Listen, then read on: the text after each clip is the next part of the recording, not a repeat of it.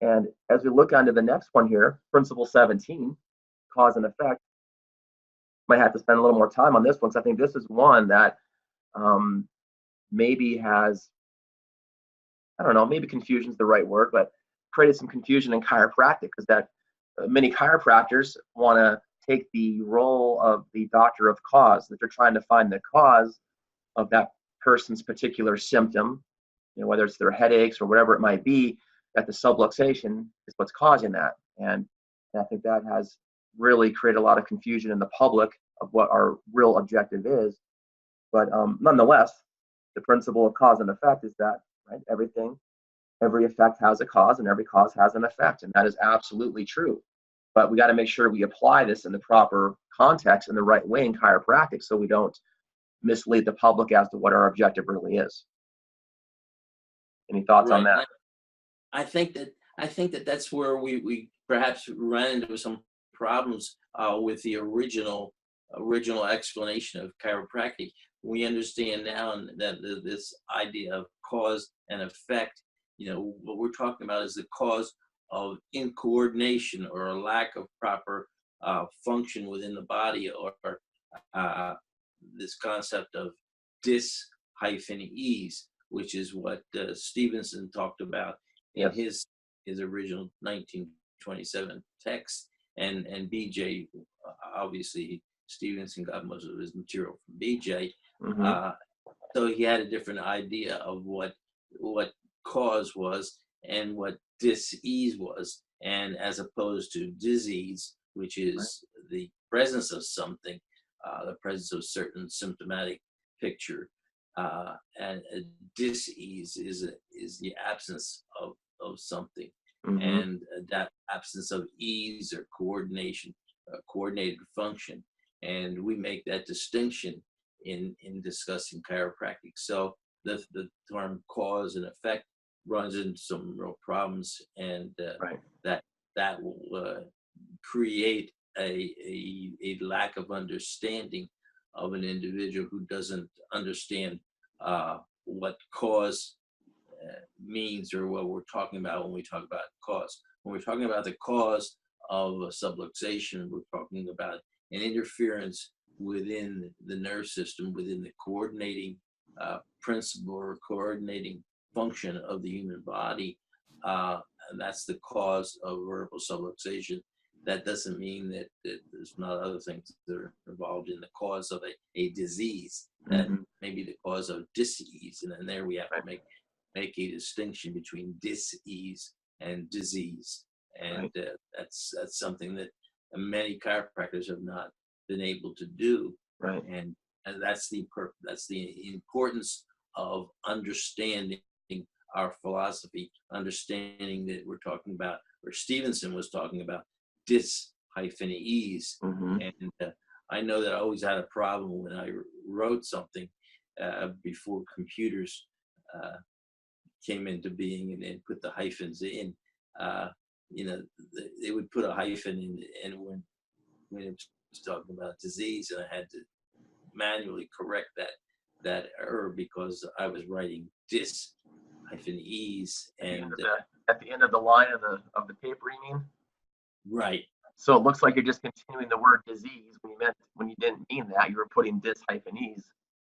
Yeah, and I think that I think a lot of chiropractors have done that, and then perhaps that's where the confusion first occurred within our profession, Yeah. uh, where a lot of chiropractors began to use the term disease when they should have been talking about dis-ease, Mm-hmm. and they just kind of combined the two Yeah. terms. And I remember hearing Reggie speak about this, and maybe you have also. He wasn't a fan of that word because of that reason. It's too close to disease, and it's very easy to confuse. And if you're speaking to a practice member and you use the word dis-ease, even if you break it down, they just maybe think you don't know how to pronounce the word disease, and you're just speaking funny. And so that might be something we need to try to think of a better word to use to communicate that same thing to people, so we can prevent that confusion, because it is easy to confuse and in the mind of the public.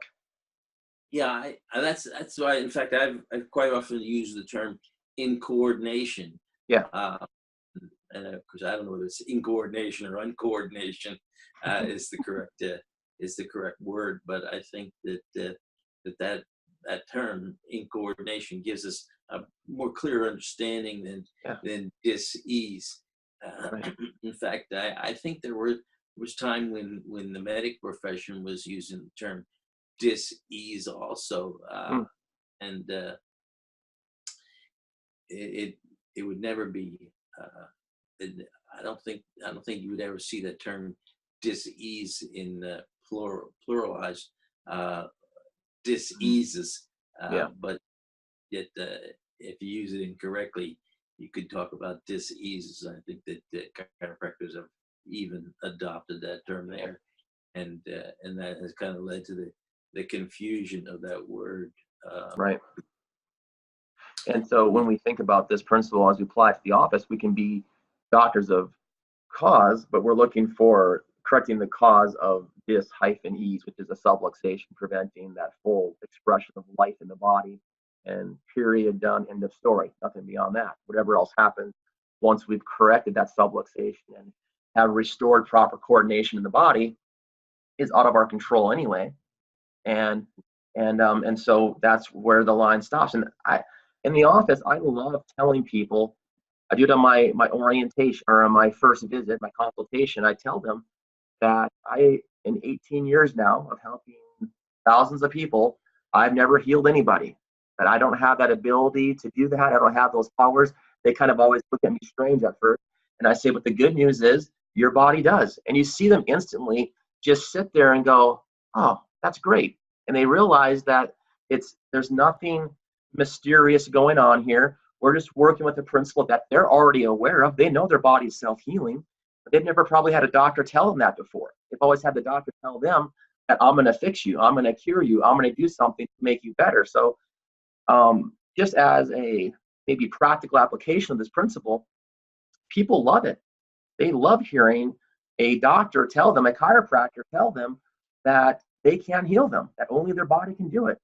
And I think it instills a little bit more confidence in the chiropractor from that person, a little more trust maybe, because they sense that, hey, this person's really kind of shooting it to me straight. They're not trying to elevate themselves to some kind of, you know, level that makes them better than me. We're on the same ground here. We're on the same level. We're just working together, and this person can do something that can help my body work better. But in the end, it's my body that's going to do all the healing. So I just think if we can look at this principle and apply it in that context in the office, it's a great thing. And you've done this and you've seen this in your office thousands and thousands of times too, of course. Yeah, in fact, Reggie used to always say the only thing that I can cure um, is a ham, you Yeah, know, and I think that gets us gives us a clear understanding of what healing or curing is uh, mm-hmm. when we understand in light of that, you know, when you cure a ham, you kind of make it permanent, and uh, at least Hopefully not too salty, just the right amount of salt. yeah, they used to use salt for the purpose of curing things, and that was supposed to retard uh, the degenerative process that the bacteria would have. And we say that we only cure a hand, Yeah, make it permanent. And when I guess when a person would come in your office with something and you wouldn't want to say to them, "Well, I'm going to cure you." That is, I'm going to make your the symptoms or the condition or the medical problem that you have make it permanent. We that's sure interesting. I want, never heard that explanation before. Heard that. That's I like that. The yeah, permanent yeah. part of it. Yeah, you don't want to do that. I think we should maybe we should quit. Well, why my humor? It was But no, that's another reason why knowing language and terms is so important. When you really know what it means to cure something, we don't want to do that to people. And that's why we've talked about before the word patient. right? We don't want to call a person patient because I believe it means one who comes to suffer, and so people hopefully don't come to suffer in our office. They come to experience better life and an expression of that life. And so I just think I love hearing things like that. So it makes, us more careful of the words we use, and that we choose our words carefully. So Yeah, and I think chiropractic is maybe more important that we use our words carefully. I think Reggie once told the story of an old Ben Casey movie. You probably don't even remember Ben Casey; it was before your time. But he was he was a medical doctor on an old television program, hmm and uh, and when a patient came into his office, and and he did what he could do, and the statement that he made was, well, it's in it's God's hands. out of our hands now. Yeah. And then he kind of looked to the heavens to give that patient an understanding of what we were saying. It's in God's hands, or what we would say in chiropractic is, no, it's in the hand. If it's in the hands of God, it's a supernatural thing. If Yeah. it's natural, then it's in the hands of the innate intelligence of the body, and hmm that's what we're addressing in chiropractic. And so when we say, well, we don't heal anybody, we don't cure anybody, that's in the hands of the innate intelligence of the body. hmm If Right. that person get well, it's because their body gets itself well, and Yeah. that's been proven over and over. Every time an individual cut their finger, their body heals itself, and we know that the body can do that hmm within limitations, and that's what we work with in chiropractic: the Right. limitations of the body to heal itself, which may very well be the first principle that we have in chiropractic, is that the body does heal itself Yeah. within its own within the limitations of the material of that body, hmm and that's what we address as chiropractors.